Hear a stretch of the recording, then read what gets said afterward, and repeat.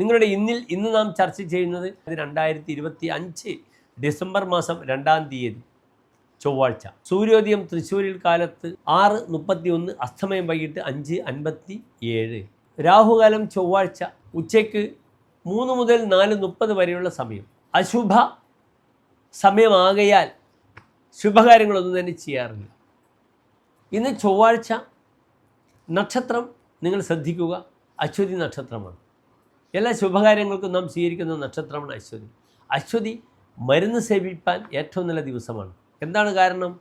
നക്ഷത്രത്തിൻ്റെ അധിദേവത അശ്വിനി ദേവതകളാണ്. അശ്വതി സഹോദരങ്ങളാണ് വൈദ്യ നായകർ സ്വർഗലോകത്തിലെ. അതിനാൽ മരുന്ന് സേവിപ്പാനൊക്കെ നാം സാധാരണ അശ്വതി നക്ഷത്രത്തെ ഡിപ്പെൻഡ് ചെയ്യും.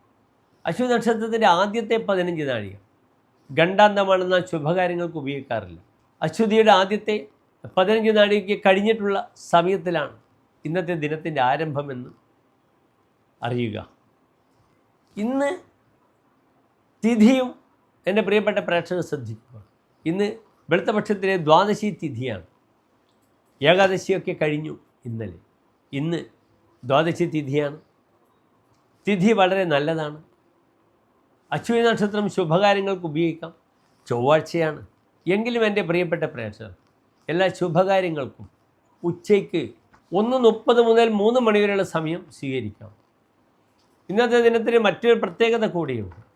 പറശ്ശിനിക്കടവ് മുത്തപ്പൻ്റെ ഉത്സവങ്ങളുടെ ആരംഭമാണ്. ദിവസങ്ങളോളം നീണ്ടു നിൽക്കുന്ന ഉത്സവങ്ങളുടെ സമാരംഭം ഇന്ന് കുറിക്കപ്പെടുന്നു അല്ലേ? മുത്തപ്പൻ ശനീശ്വര ദേവതയിൽ പെടുന്നു.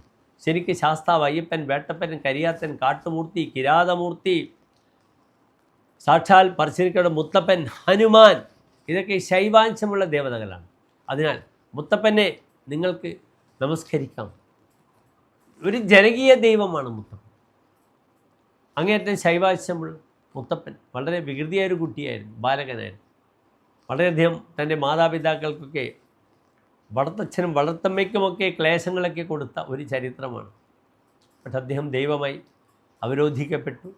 ഇന്നും അന്നദാനം നടത്തുന്ന കേരളത്തിലെ നിത്യവും ഏത് ഭക്തനും ചെറുപയർ അല്ലെങ്കിൽ കടല അല്ലെങ്കിൽ മൺപയർ തേങ്ങാപ്പൂളും കൂടി കിട്ടുന്ന ഒരു സ്ഥലം.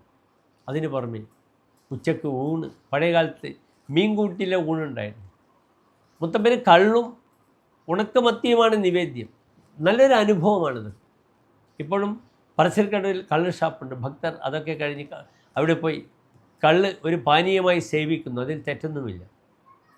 ഏതായാലും ഇന്നത്തെ ദിനം വളരെ മംഗളകരമായി ഭവിക്കട്ടെ എന്ന് പ്രാർത്ഥിക്കുന്നു. നന്ദി, നമസ്തേ.